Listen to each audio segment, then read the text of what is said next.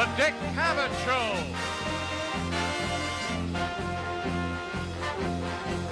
Tonight with special guest, Robert Mitchum.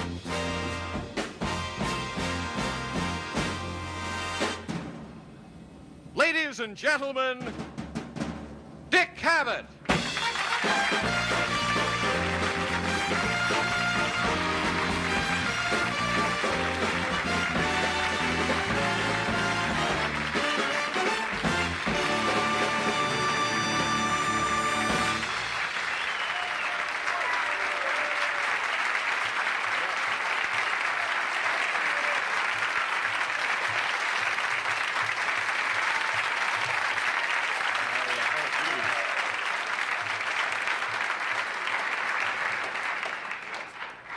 Save some for Mitchum.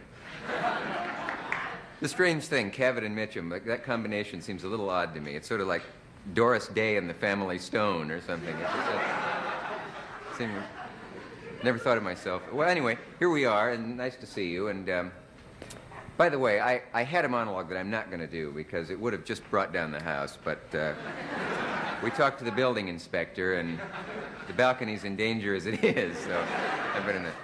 Think of it this way, people in the balcony. There's no chance the orchestra will fall on you, so it's actually an advantage to be up there. It's better in this theater than my old theater. I used to complain my first show for ABC. Remember that old dump? It's still there, isn't it? Colonial, yes. Yeah. What a dump.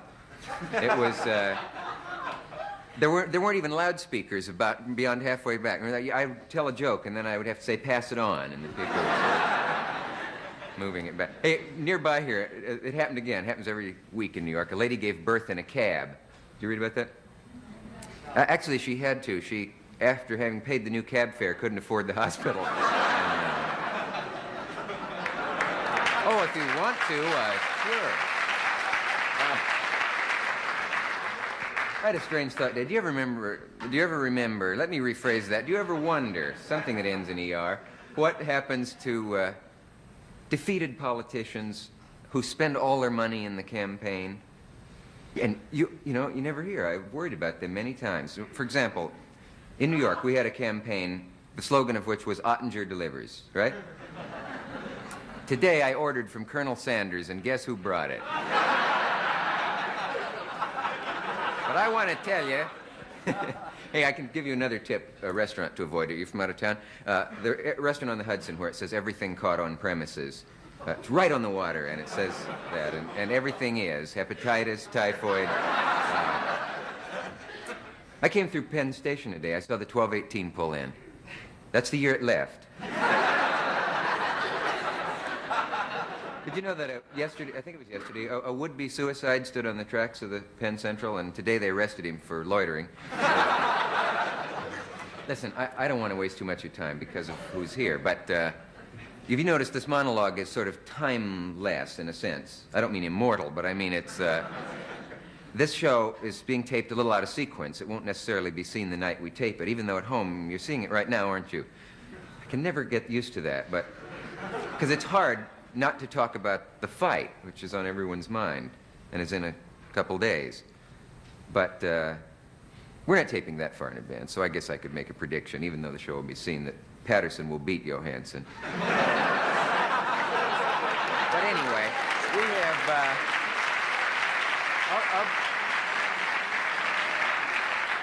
We'll be back with Robert Mitchum. I'll believe it when I see it. We'll be right back. Stay where you are.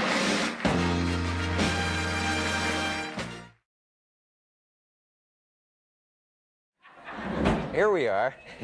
No, I couldn't continue our conversation because I'm on television now, you see. Not that I'm ashamed of you. My first and only guest tonight, probably my last tonight, since he'll be here through the whole show, is a man who's made over 100 movies. And yet he said once, if I ever acted in my whole life, I did it without knowing. Starlets have ripped off their apparel at the sight of him. He has been married, however, to the same woman for 30 years. Charles Laughton said about him once, he's a very tender man, a very great gentleman, one of my favorite people in the whole world, unquote. And he has, however, been known in his day, from beginning to end, to terrify interviewers. I'm assuming this is not the end, of course, tonight. He was a study in contradictions. They say that about him, all those cliches, but certainly a fascinating man. And he is, as you all know, a very big star. We welcome, please, Mr. Robert Mitchum.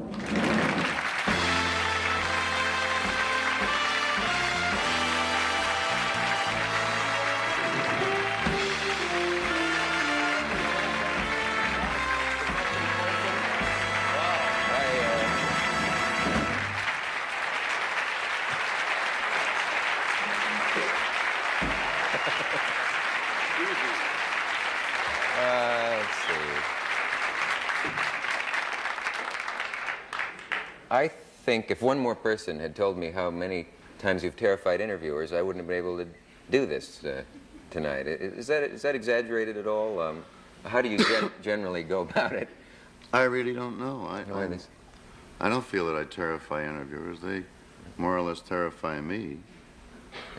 There's a lady present who knows something about my reputation with interviewers. For instance, one time I was working at RKO, which was, I was a fixture. Every studio had one mule, and I was their mule. And there was an English lady whose name was Violet. I remember that. Violet? Violet, yeah. Mm-hmm. And this has been credited to a lot of other ladies, but anyway, she was sitting in the dressing room, and I was working on a picture with Janie Russell, and she said, is this your first film with Miss Russell? And I said, yes, it is. She said, do you enjoy working with Miss Russell? And I said, yeah. And she said, do you plan any further films with Miss Russell? And I said, no. It was, mine wasn't the planning department, Mine was the yes and no, So she said, do you like this film? And I said, no, I don't. I said, I enjoy making it, I said, but, She said, don't you think it's a good film? I said, it's a lousy film. So she burst into tears and ran out, and she said, I can't talk to him. Well, I answered every question, as well as I possibly could, but... But maybe she was supposed to do a 2,000-word article, and she would have appreciated the probably longer answers. That's well, a lot of thing. times, I said, yeah, I guess, but I'm not there really for her edification, her... Well, you've never had is it true you've never had a press agent? I said that one time, and I think Joyce Haber said that it was quoted by a press agent, by my press agent. I don't know. I don't recall having one. I suppose when I was under contract to various studios or various organizations, there were press agents, But you've never sought publicity. It isn't part of your nature to like to... no. I'm trying to hide. Yeah. How do you explain that? People often suspect that about an actor, or they say, why would a guy go into the business and get his face up on the screen or go on the stage, and then how can he claim that he's trying to... Well, you don't know that until after it happens, because the privilege of anonymity, every man's right and gift is it's too late once it's gone. Once they've seen that big red Monday morning eye up on the glorious cinemascopic screen and full red living color, everybody knows you and you don't know nobody. It's kind of a hard way to go. Was that a shock for you the first time when you saw your own big eye up on that screen? Was it the way you thought it would look? Tell you the truth, first time I saw myself on the screen, I was in a theater with my wife, and it was a Hopalong Cassidy, I think. And there were two women sitting before us in the Pantages Theater, and this woman said, my God, she said, who is that man? She said, that is the most immoral face I've ever seen. Most immoral face? Yeah. That probably gave you the courage to go on, I would think. It would me, anyway. Really? Maybe she said immortal face. No, indeed. No. She was very clear. She was very clear about it. The only thing is that it gave rise to a ceaseless suspicion in my poor wife. I bet it did. I live with it. Yeah. Let's get this one out of the way right now. What is the secret of a 30-year marriage? I'll never ask you or anyone else that again. Deviousness, I should think.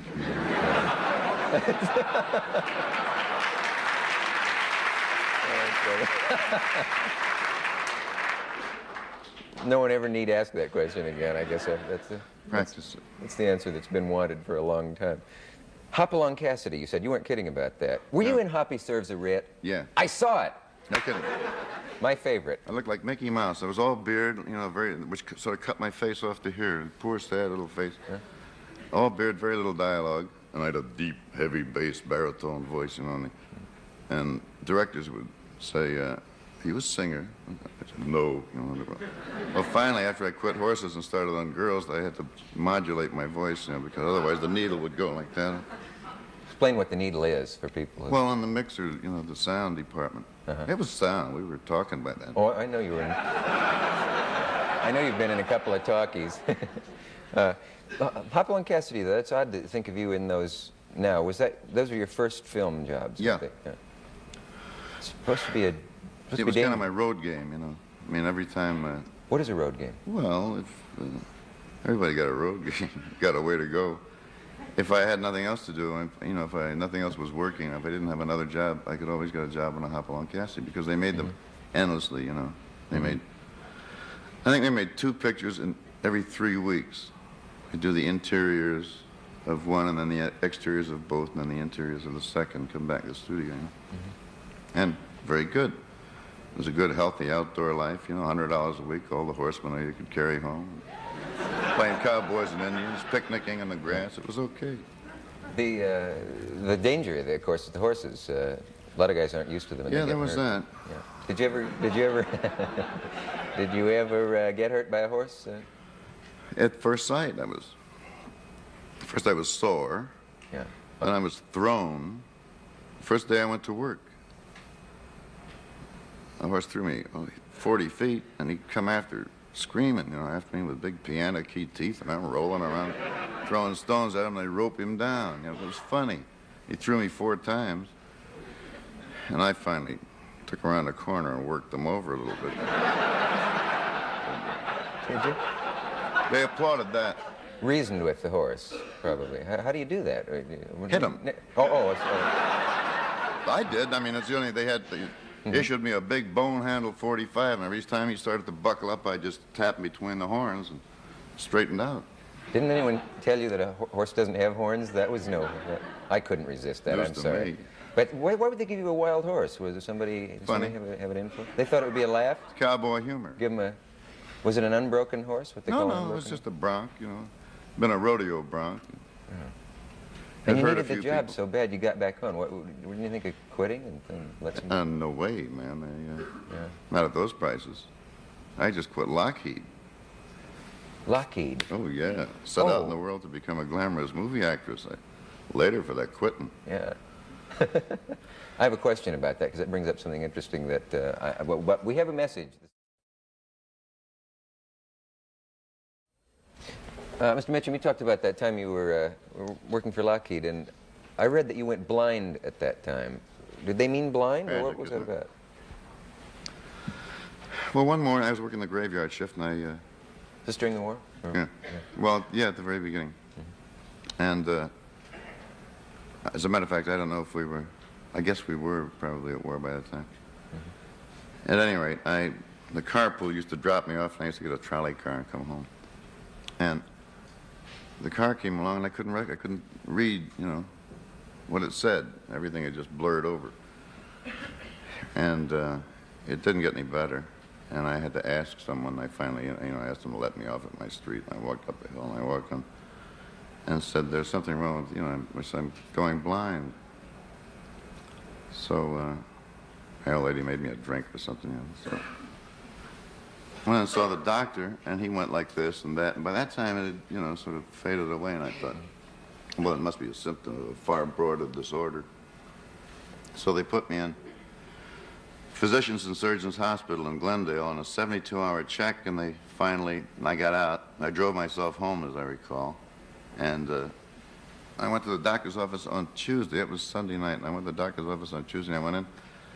And I had to wait a while, and then finally I was the last person called, and the doctor introduced me to another doctor. He said, "This is Dr. Bly." I thought, oh, God, you know, there's a consultation. Well, as it turned out, this doctor was simply taking over his practice while he went, you know, for a drive or something. So he said, I'm very sorry to have to inform you. And I just sat down and he said, there's absolutely nothing wrong with you. And I argued. You wanted something to be wrong? Well, no, but I said, you don't go blind from nothing wrong, you know. Yeah. So he said, and because I didn't sleep, I never slept at all. I slept, I think the longest period of sleep was about 4 hours. But I'd sleep, I go to work sometimes 3 days with only 15 minutes sleep. Couldn't make it. I sort of half sleep and half hallucinate, sort of. So he said, the reason you don't go to sleep is because you know that when you wake up you have to go to work and you hate the job. That's reasonable. So I said, well, what do you suggest I do? He said, quit. I said, quit. You know, I said, my God. I had about $18. I said, I'll starve to death. He said, things have come to a pretty pass. He said, when a big clown like you has to walk out in the street and fall down from starvation, you know, he said, it's your choice. You know, you can blow your mind or quit your job. So I quit. Didn't save my mind, but... And you never had a vision problem again? No, not really. Not that it isn't, you know, injury-induced. Do you believe in that, though? So that kind of psychological, I guess that would be a psychosomatic Well, it was a symptom. pretty strong case, you know, because I really hadn't slept for a year. You know, I just lived on no-dose and chewing tobacco. Oh, you were trying to stay, you had taken things to stay awake, and you weren't taking anything to go to sleep? I tried to sleep, Yeah. you know, but I can't sleep in the daytime. I learned that at that time. I changed shifts, but by that time it was so ingrained I just couldn't hack it. It's a dull subject anyway. Oh, I love the subject of sleep. I find it fascinating. Oh, I too. Yeah. I too. I loathe people who can go to sleep immediately. You know. Yeah. I sometimes regard my wife with great rancor and bitterness because, you know, how dare she lie there and stare. And So I can't find anything to do with my time either. This has plagued you all your life, insomnia. You know, I spend a lot of time trying to get to sleep, Yeah. really. It opens up all sorts of avenues of interest. That's supposed to be one of the worst things you can have. There are a couple of good books on insomnia, but they put Well, you I to don't have sleep. it chronically. I'm sorry. I don't have it chronic. Yeah, Couldn't resist that. I don't have it chronically. If I'm. Oh, it isn't chronic. No, if I'm, you know, living a very ordered physical life, then I sleep very well. But That's fascinating. if I leave the room, I can't sleep. You know, if I go outside my cell, I can't sleep too well. You know how that is. Outside your cell. Well, you know, if I involve myself Ah. a great deal, then You must know what that made me think of, because they always talk about in your background having been on a chain gang. And that always sounds like something out of a folk song, but I never expected to meet anyone who'd been on a chain gang. well, it Yet wasn't in much show of a business. chain gang. It's all we had. We called it home.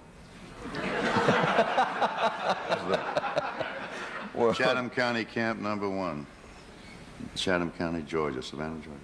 well, it never tells in these things what you had done.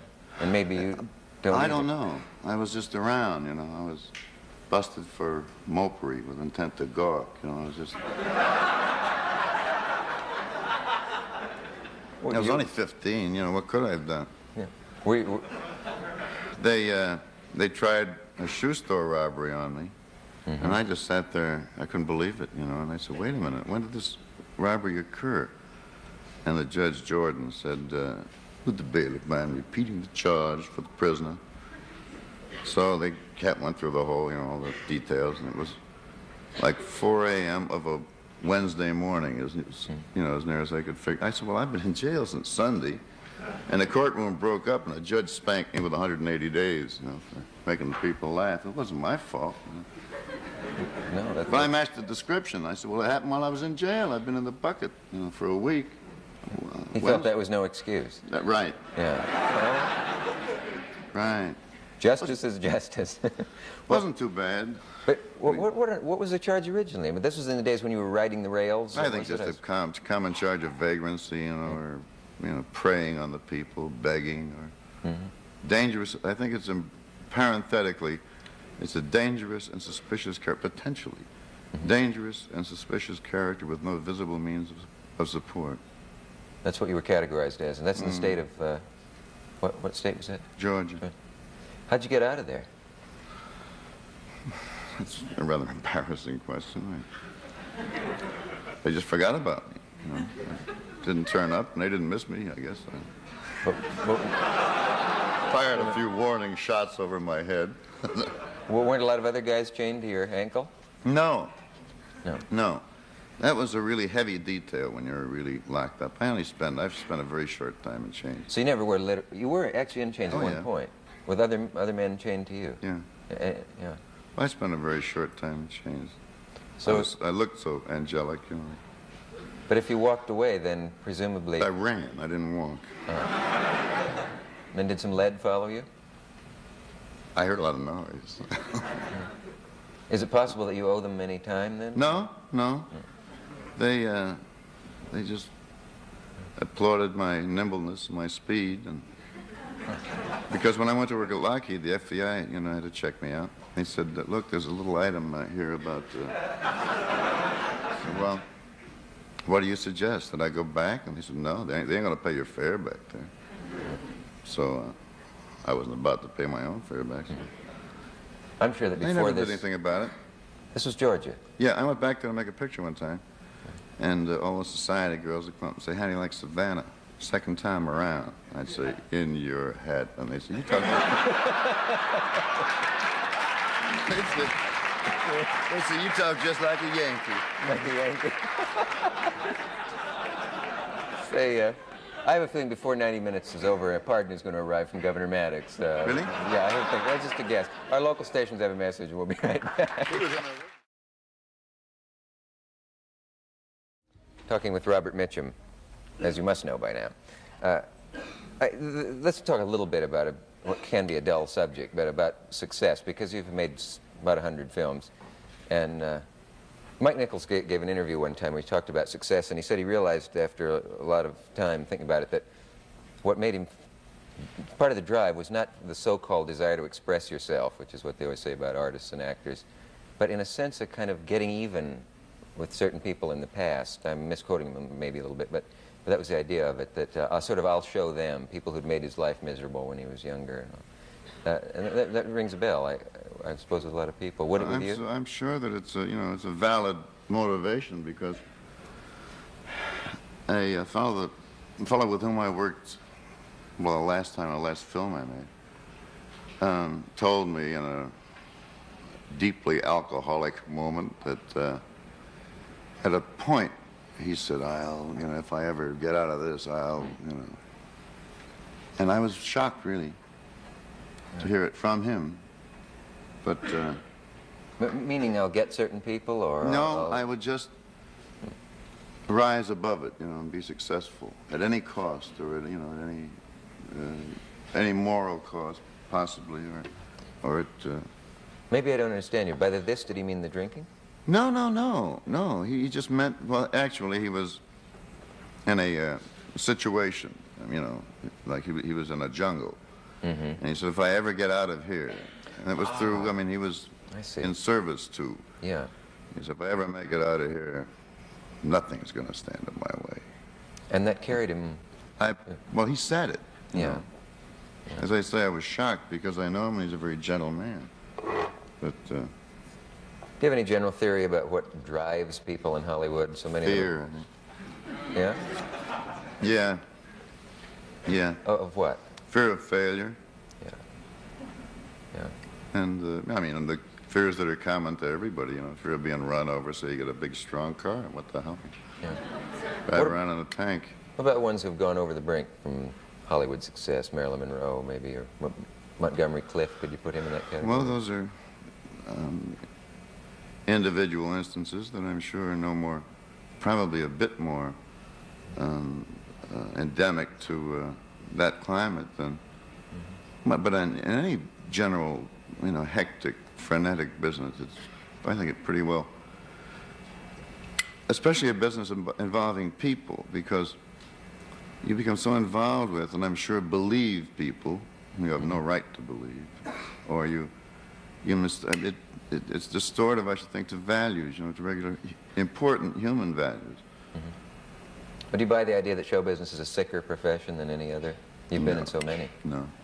Not worse. No, not at all. Not at all, because I've seen the cold planning of corporate business. just steamrolling right through people and lives and purposes, and really, and you have too. So certainly, and I regard that as sick. What about politics? I'm really not qualified to talk about politics. The only thing I know that I recognize in politics is the need for power, and I deplore power. I mean, the use or abuse of power. I mean, I think power is collective. I think truly power is to the people. And I don't trust politicians to be truly representative of the people. No, maybe I'm sure that there are really, men of high purpose and great sacrifice. I know I've seen many of them, I've seen them die at it. But by and large, they become corrupted by power, I should think. As far, I mean, that's my experience. You've never been close to it or urged to go into it? Or no way. Have any desire to? I have vices enough for that. We have a station break, and we'll be right back. Talking with Robert Mitchum, how much schooling did you have? You ran away from home, they always say in the publicity flyers. Well, I kept going back, and I don't think I ever graduated. I think they finally gave me some sort of an honorary graduation. I don't remember whether it was from Harran here in New York or from Felton High School down in Delaware. But I do know that somebody in trying to find me went to, I know, it's a fellow that publishes, works for a publishing company. He's a, artist and layout designer that publishes like house journals and school yearbooks, things like that, And so he had to visit all the schools down on the Delmarva, Delaware, Maryland, Virginia Peninsula. And every other school claimed me. They said, oh yeah, he used to go to school, except the school I went to. Never heard of him. What did you do? Never, I don't know. They erased me. Were you ever kicked out of school? Often, yes. What did you get kicked out for in those days? I can't tell you. I really cannot tell you. It's too shocking. I really can't tell you. Could you tell me something close to it, what it would be like? Well, what if... one time involved a trombone in the school band. Oh. And I hope I'm forgiven. I can't imagine, but I'm starting to. And the other time, it involved a shower cap in the girls' shower. And they just came right in straight from a basketball game, and just threw their shower caps on. Unfortunately, it was like one of my favorite teachers. But I was the one that laughed the hardest, so they nailed me. Did you say you went into the girls' shower room and put a cap on? Oh, sure. Well, that's where to do it, I guess, if you're going to... Yeah. They frowned on that in those days. It wasn't a progressive school. Oh, God, no. They thought it was the vilest. My mother defended me. She said, do you think he's that decadent, that degenerate? They said, yes, we And they thought they had the evidence right there. They thought so, yeah. But I laughed a lot. But they always brought me back, I must say. They finally gave me a saxophone to entertain myself with. And changed my whole life. Yeah. A lot of other people's lives. I don't know. They kept dismissing me and expelling me. I told them, I mean, by law, I must go to school. And I was a precocious child, because I would have graduated when I was 14, but they pick you up on the street. I said, how old are you, kid? Why aren't you in school? I said, well, I graduated. No way. 14, they... Were you big at 14? No, I looked like a ferret. I was a little nervous, skinny. You're kidding. Well, is this all plastic surgery? How could you be... No, as soon as I got for to eat, I came on. Yeah? I went out to California, started picking things off the trees, Yeah. People out there are pretty dumb. Are your friends largely outside the movies or in the movies? Well, that's kind of an awkward question because I really don't have too many very close friends. obviously. By choice? Probably by choice. Yeah. Yeah. It's not your sharp tongue or anything like that. No, I don't think so. I'm strangely welcome in a lot of places, but I just don't think I have the energy to go. Because I always hear that they always say one of the best liked guys in Hollywood. They say that about a lot of people. Because I'm absent most of the time. But do you say things you regret if you go to a party or something? I take it you don't No. like the cocktail party circuit and the. I don't mind it. It's fine if you feel well, and it's a pleasant. A lot of times it's fun. Because you run into a lot of very pleasant and convivial people, and I enjoy it sometimes. I get drunk sometimes, and I get a lot of static from my old lady because I'm the last to leave or things like that. Never eat, things like that. And hostesses wringing their hands because it's lovely. Why don't you eat later? Yeah, I'll have a double. But it's. First of all, I love the British expression when you go to a party and they say, "What's this in aid of?" What's it in aid What's of? it in aid of? Yes. Meaning what? What's the event? Oh, what's that the- word. Yeah, oh, yeah. Who's? Is it a pickpockets convention? Is it what? What's happening? Who's Yeah. selling what? Who's got a client or who's whatever? And that makes me nervous because we give parties at my house and. Just for the hell of it, People love it, too, really. We have great parties. My wife is a great hostess, and she really has great parties. And nobody's bugged. We don't have photographers there or reporters. If we do, we still their tongues. But if you get those invitations that say a party will be held for the screening of the new movie so-and-so, and we are sure that some very exciting people will be there and that you will please join us, RSVP. They don't say that. They don't go on like that. They just give you the name and the date. They don't say anything about exciting people. They're afraid. They leave themselves open there, for a lot of criticism.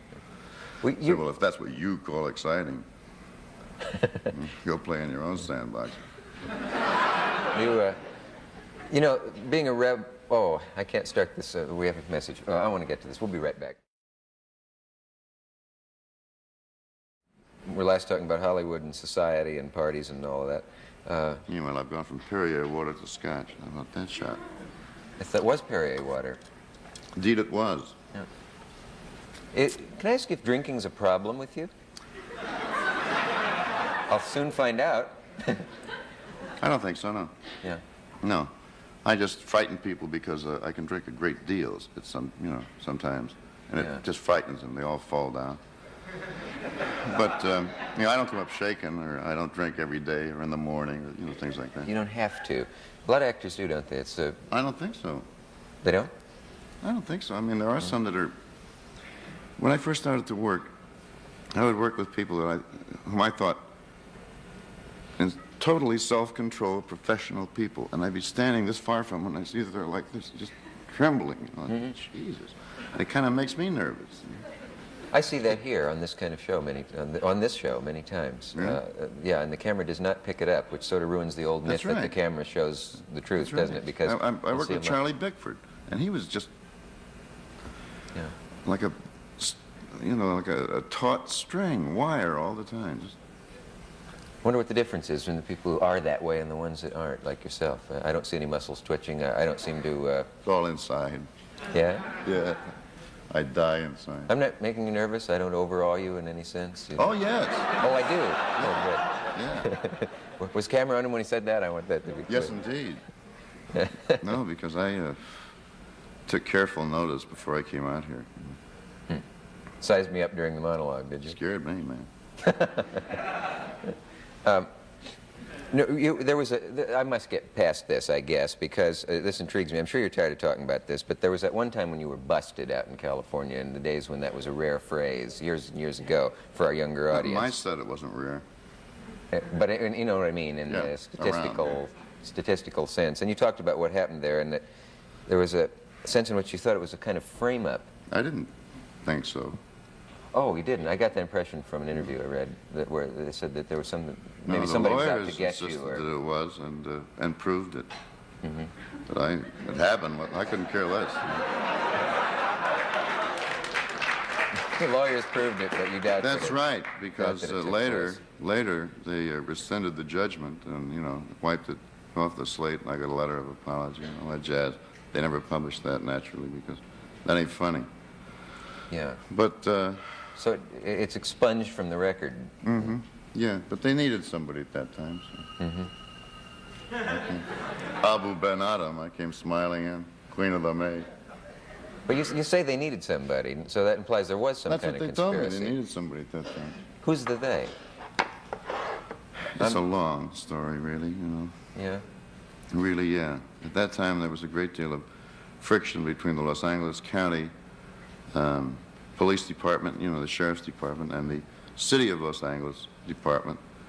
And there was, you know, sort of an undeclared war, and there was a lack of total cooperation among them. And somebody who wished me not well took advantage of that. And like I say, you know, I was the last person in the world they expected to walk in. I just walked in a house, and 7 minutes later, they broke down the door. Yeah. And I just put my hand up like that, you know, said, hang me up.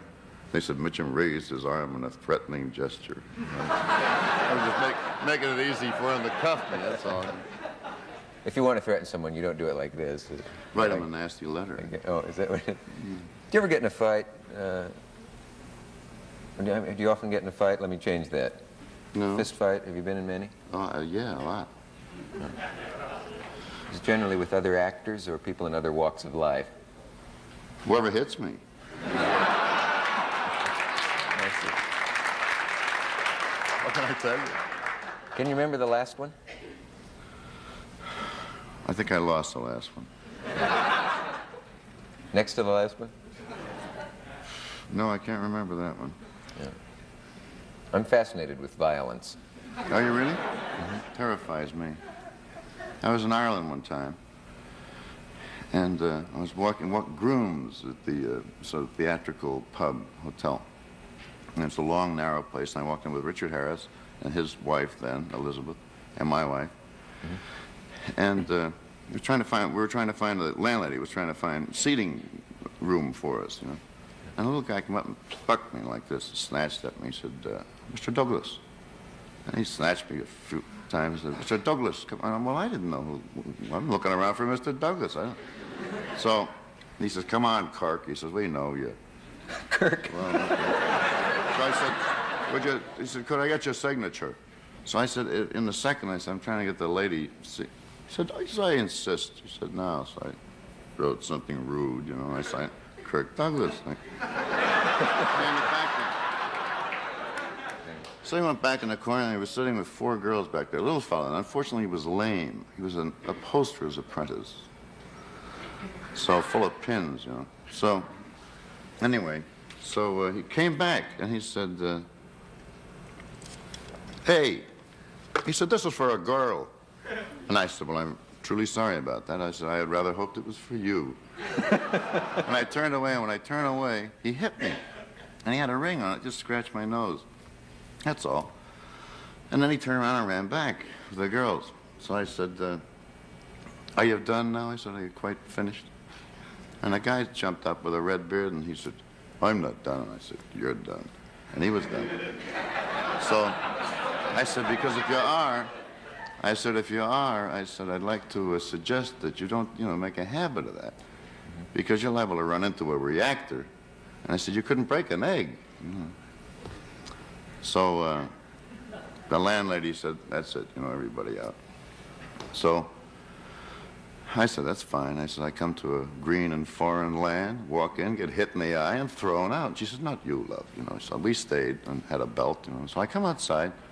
Richard Harris is haranguing the crowd, that dirty Irish, and you can't get more. He's from Limerick. You can't get more Irish than him. And he's screaming at the Irish. Pick him up, throw him in the car. So these 2 guards come along swinging their sticks like this, and he said, would you be after pressing charges, sir? And I said, pressing charges? For what? I said, against whom? He said, against what struck you, sir.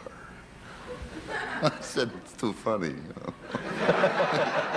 Now the poor little guy went back, And he went to all the pubs, he says, and then I give him this, and then I done that, and then I... But unfortunately, there was about 300 witnesses. And they say, come on, tell us how you did, you know. Well, the poor bum couldn't get a drink in Ireland. Oh, you know what's funny about that? You don't recognize me, do you, Mr. Douglas? Beautiful. Okay, we have a message and we'll be right back.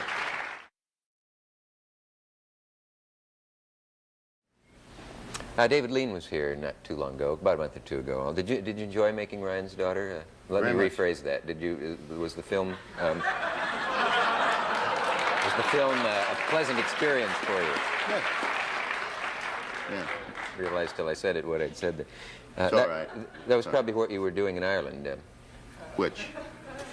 Making the movie, I mean. Doing this. Yeah. And we have a clip from that, and we should... I think we ought to get it on as quickly as possible. Do you know which one it is? What? The clip?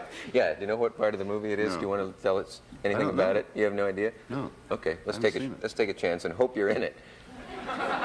Here's a bit from Ryan's Daughter. It'll be on your screen in several seconds, those of which I'm filling right now. There are 3 left because of the leader on the film, and now there are only 2. It must be there by now. Rose, this sort of thing can come about, you know, a girl taking a fancy to a teacher. Thanks. Well, fancy's all it is, Rose. Rose, you've mistaken a penny mirror for the sun. Do you not see that? I see you, always digging a low pit for yourself when you should be standing on a heap of pride.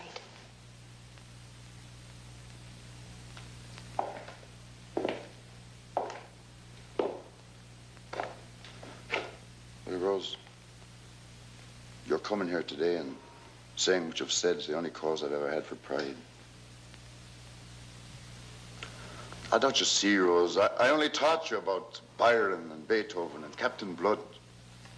I'm not one of them fellas myself. I'm not daft, you know. But you're terribly young. Aye. And that's a hanging matter, is it? Oh, no, it's not.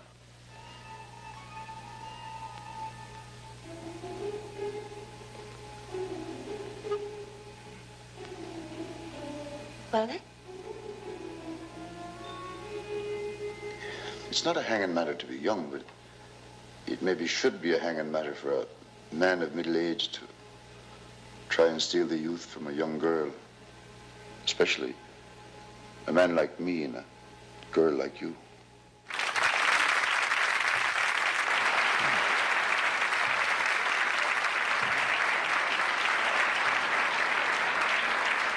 Yeah, I remember that. You remember that part? Yeah, I remember that. Say, I think she liked you. That's She never told me. I mean, in the Sarah Miles in the Well, what was she doing fooling around with Chris Jones then? You know, actions speak louder than words. What do you think of when you're sitting here and you're seeing yourself up on a screen like that in a movie that you made maybe a year ago? What goes through your head when you're watching that? I think I've grown better looking, that's all. I found a quote that I hope will amuse you. It's from an old film you must have done in the 40s, I think, somewhere, because it was from James Agee's book. And he said, in this movie, he said, Bob Mitchum is so sleepily self-confident with women that when he slopes into clinches, you expect him to snore in their faces. You remember that? I knew that would amuse you, and that's why I didn't know it'd break you up, though. No, but his you know, anatomical direction was surprising. How do you mean that? How do you mean that? Oh, I see what you mean. He calls Slopes. it... Oh, he's talking about kissing. Yeah, yeah. Oh. I may do, you know, I don't know. I remember working with Janie Russell. She used to pop her chewing gum up my nose. You know? You're kidding. No way. I had her on the show recently. If I'd known that, I'd have been terrified. Ask her about it. She probably had a duct around someplace. She's always got it hidden. We go into a take, and suddenly, pling, she'd just flip it right up my nostril.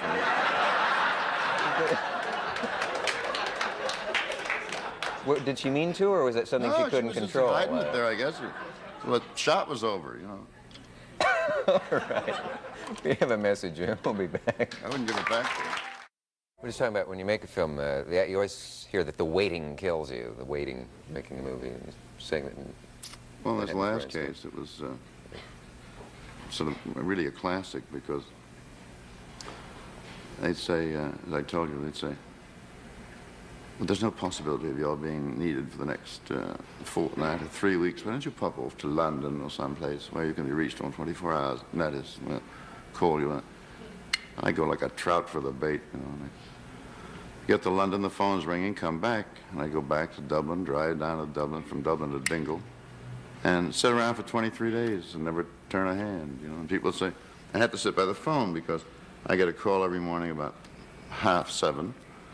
And then they'd say, well, why don't you just wait there, Bob, until... I say, yeah, that's it. And then about 5:30 in the evening, they'd call me and say, awfully sorry about that. You shan't be needed today. Shan't be needed. It's black as the inside of a goat outside. You can't see anything, you know. It's that black, eh? Well, it gets dark, you know. So what can you do? Can you read to keep from going nuts? Or what do you do with If you can read Gaelic, you can make it, but there wasn't... Couldn't you send for a book? Wasn't too much happening. We just, well, I had a bar tab of, I think, $11,000. A lot of guests. You could read that for a while, I guess. Good. You write poetry, I A lot know. of guests. No, that's a canard. That's... Well, I've seen some of it. Oh, really? No. Yeah. I'm sorry about that. I won't pull it up, but you have written. Have you not sat down and written a poem once or twice in your life? I didn't expect it to leak out, though. Will that hurt your image in any circles? It's not that, no. You know, I did it sort of, generally, it was sort of private, you know, and I'd throw it in a wastebasket and someone would retrieve it, you know, blackmail me with it. And then I read that you wrote an oratorio once that was played in Hollywood Bowl. It was a blackout, that's all. So And explain I that. think it was, really, that's what it was. You know, I cued the music and wrote some original music on it. It was I think it was for the first Jewish refugee benefit in Hollywood Bowl. And Orson Welles masterminded the whole thing. And Benny Rubin did the number. You know, he was an old Jewish comedian. They used to laugh. Very funny guy. A great dialectician and a great guy, really. And he did the number. And I've never been able to live it down. Can I ask you about another rumor that you turned down the role of Patton? I don't think that's... No, I would rather you didn't ask me. Oh, all right, I won't. We'll erase it from our mind. Was it...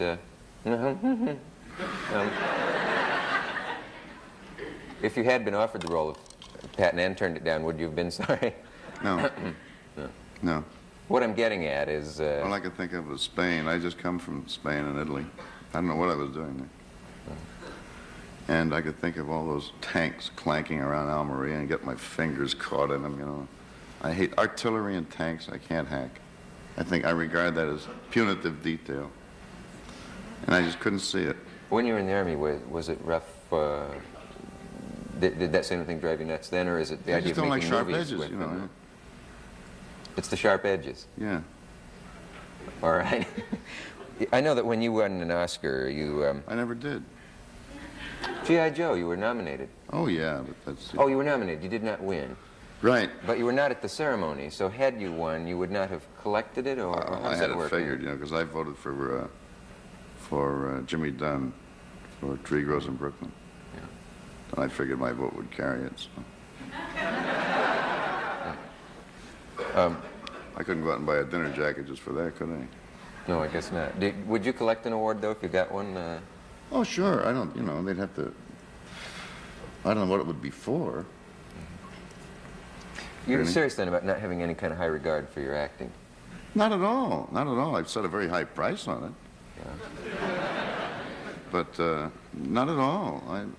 I have a, you know, I'm a good professional actor. It's, you know, there's no great mystery about that. But as long as they're cranking it and they're paying me, but not off, I ain't. Not all. Off, I'm a different breed of cat entirely. You know, it's, When you've made what are considered your best films, like the one you made with, the only film that Charles Laughton directed, Night of the Hunter, was that a pleasurable experience for you, more than the ones you could maybe consider just a bread and butter I think picture? they were all pleasurable, really. Yeah. I mean, much later I became very conscious of waste. I mean, why would they make a film that is, you know, that has so little chance? And why would they do it so badly? And all those things, you know? I mean, I was very conscious of just the waste of time, and it's just, I suppose it kept people employed. I mean, that's the only possible excuse for a great many of them. But I always felt that they could do much better, and I was very disappointed. Like, for instance, during the war, you could put a sign on a marquee that said closed, and people would queue up for 4 blocks to see closed, you know.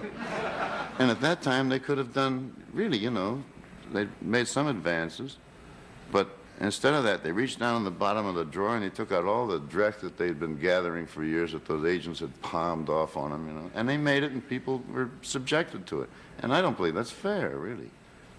Truly, you know, I think that the people deserve something for their attention, you know. And Have you ever been in a film you were so ashamed of you just wanted to quit? Oh, no, I tough it out. You know, I mean, it's not my fault. That gets to be a bad deal, too, because very often in reviews, I'll appear in a, you know, really a mundane, not mundane, very ordinary or less than ordinary film. And, but I don't get rapped for it, except for my presence, you know, saying, why is he there? But I don't get bad marks for it, and that's really dirty pool, you know, you're hitting a cripple. Huh? To blame the actor? Well, no, I mean, they don't blame me. Oh. They just say it's a, you know, it's a piece of nothing. But they say Mitchum was all right. I mean, they don't find fault with me, except just my yawning my way through it, you know, just strolling through, picking up the, you know, check at the end of the season. But they don't, I mean, I don't get rapped. And you feel a little much. less... And, well, it's unfair because in that case, I should do much better work, really. I mean, I should just have always held out for much better work. And I'm sorry to say that I haven't always done that. I mean, You've got more than your share of bad films. Yeah. Oh, yeah. But I used to say it in front. You know, of course, at a time, I was under contract to RKO, 10 years. And I know a lot of it was worthless. And I told them that it was worthless.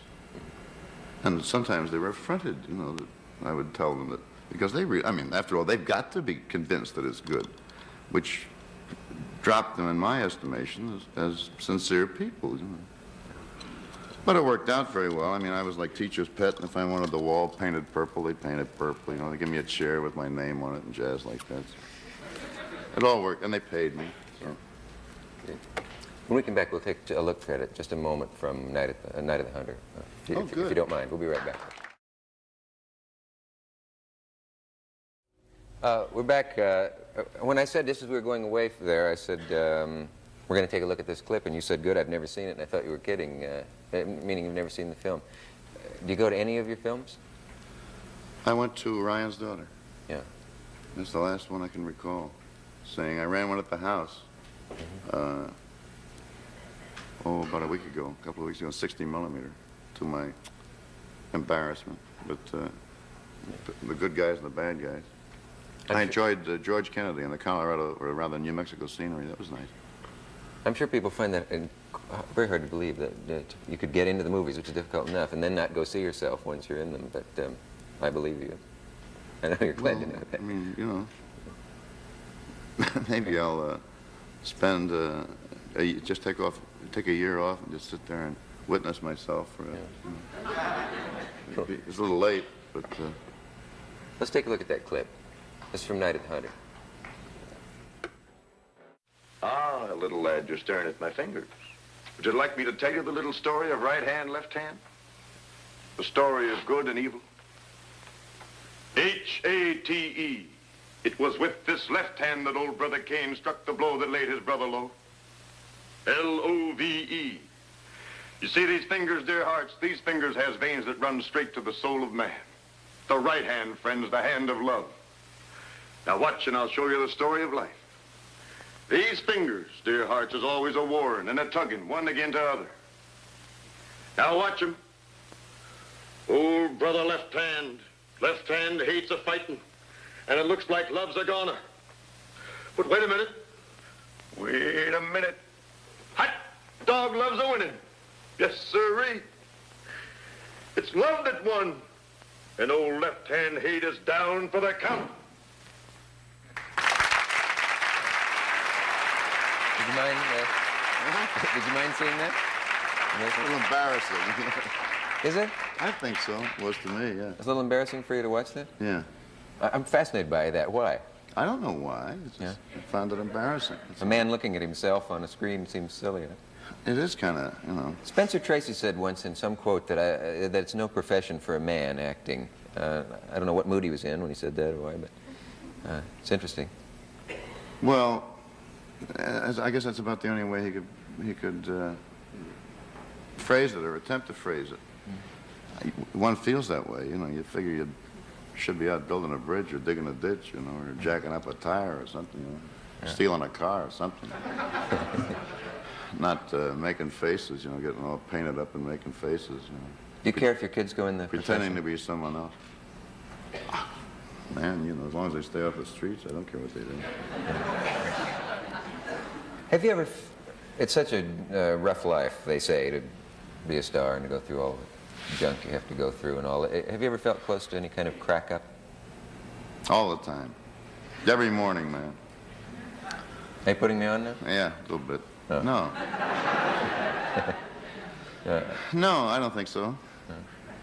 I wondered if I probably have been, you know, and I probably, some of my my more spectacular deportment is due to just nerves, you know. Nerves. Yeah. Do you But, disparage psychoanalysis or psychiatry? Have you ever encountered it? No, but it's like you got to save it up. It's like going to the barber shop, you know. You're wasting a lot of time sitting there, man. A lot of things are happening, you know. Yeah. And you got to park your car, go in, lie down on the couch, you know, whatever. You know, I can't hack that. You'd rather do something new than talk about something old. Yeah, I would just like to keep fooling around. Hmm? I'm sure that, you know, if people feel that they need something. I mean, I went to a psychoanalyst one time, and he said, I don't understand why you're here. And I said, I don't either. And he said, well, why are you here? And I said, my family sent me. And he said, why? And I said, because they felt that no normal person acts as I do. And he said, you haven't even asked me what my fee is. I said, I don't care. He said, what do you mean you don't care? I said, well, there's only so much to go around, you know. Mm-hmm. And I handle my family's case, so if they run short, I said, I left it at the shrinkers. You know? So he said, but you know what your problems are. I mean, really, you know, and I mean, you can recall. I mean, I really do have, you know, almost total recall. Yeah. And he said, you know what your hang-ups are, what your problems are. He said, you don't need anybody to tell you. You don't need any, you know, any path out. And I said, that's right. Hmm. He said, well, drop by again from time to time. He said, I'd like to talk to you, but... It made him feel good, probably. Yeah. Gee, that's good. We have a message. We'll be right back. We're just talking about... What if you say, if someone says to you, you've got 2 weeks off now to go and relax the way you enjoy it most, how would you do that? Depends on the weather. Yeah. Really.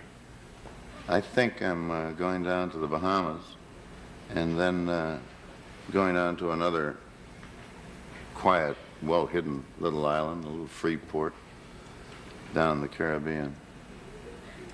After 100 or so movies, is there any place you can go and people say, name please, when they look in your face? Oh, yeah, sure. It's amazing. I think everyone would know it. When I walked in here. Our doorman is a little nearsighted. I think that's probably... I read a thing that a woman columnist wrote about you one time, and she said Mitchum was born the kind of man that does not have to seek women because they come to him. Were that true? That's not true? Well, they come to me with their troubles, you know. Yeah. Is there... And do they leave with them? I don't know what I mean by that. I don't expect you... No. No idea. I absorb some of them. You know, you can cheer them up a little. No, as a matter of fact, I got married really when I was about 16. So I've been married all my life. And before that, I just didn't know, you know. And my wife rather frowns on any dalliance with anyone else. So A lot of women do that, don't they? yeah. Hey, listen, I got a, you know, in the morning of the earthquake, in various areas of town, of course, it affected various places differently. But my brother went to work, I think, last week before last, on Ironside. So he's sitting in the makeup chair, and this guy's painting his head. And he said, earthquake bother you? And Jack said, no, not really. He said, scared the bejesus out of me. But he said, I looked around, he said, there were no cracks, and, you know, everything seemed to be all right. He said, we've got dirty brown water. And the guy said, oh, yeah, well, we all have that out in this end of the valley. And the guy said, man, he said, I really tore it. We said, what do you mean? He said, well, I came home from a, quote, union meeting, quote, bowling, quote, you know, anything. Came falling in at 3 o'clock in the morning or something and fell heavily on my bed of pain. And he said, I woke up, and out where I live, he said, everything was happening, man. He said, I thought it was Armageddon. He said, I thought it was the Lord's own justice on me, you know. And I thought it was the end of the world, really. And he said, I reached over and clutched my wife, and he said, we just stared at each other like that while the whole thing spun around, and you could hear it rumbling and roaring and things breaking. And he said, I really thought this was it. You know, an earthquake was the furthest thing from my mind, just repentance, you know, because I had a shocking hangover. And so he said, honey, he said, I think, he said, I've got to tell you before I go, he said, I've been fooling around with your sister.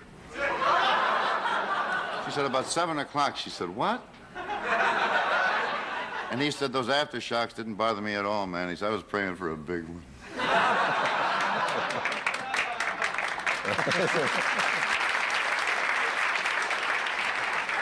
True. How about that for a cop-out? There's, that reminds me of something, I guess. I've never been in an earthquake, but it would be enough to make a man religious. Are you so? Religious? Yeah. Not formally, no. No. It's odd for a man who has written poetry to not have some sense of eternity, or maybe it isn't. Maybe it's quite ordinary. Maybe I'm wrong. No, I don't know. I know. I'm willing to reject the question. I should, you know, quit turning me on and then turning me off again. Because Okay. You're part Indian. Yeah. Blackfoot. Yeah. Do you ever wonder about your ancestors? I wonder if they were any of the ones that were massacred in No. Montana? Matter of fact, my Indian people came from South Carolina. And there's, I mean, I have seen it written that the great mystery, you know, about the presence of the Blackfoot Indian in South Carolina. And first of all, they were not nomadic, but they were sort of the scout tribe. They were, you know, it is said, I don't know, it's a popular old wives' tale that the United States Supreme Court was modeled on the Blackfoot Tribal Council. But they knew what the weather conditions were and what grass conditions were all around the country, you know. General, you know, conditions were all over the country. They were the first horse Indians, actually. And they brought the horses up from Mexico. They heard about these fabulous creatures, and they just sent people down there to bring them up. Anyway, I would think that, you know, partially due to their proclivity for peregrination, and possibly due to the return of the Lewis and Clark expedition, that they might have brought back a few squaws, you know, just to keep it even. But I remember my father was Indian on both sides of his family. I had a great-grandmother or grandmother named Alice Pat. I mean, that was it. Flat out, that was her name. Alice what? Alice Pat. That was her whole name? That's it. Make it easy on yourself. Alice Pat. What's your grandmother's name? Alice Pat. What's her last name? What? We have to take a brief Tomahawk. message. We'll be right back. We have no time left. This time has flown by. I find you one of the most easy men to talk to I've ever met in my life, and it's a great pleasure to meet you. Thank you. Thank you. Come again sometime. Thank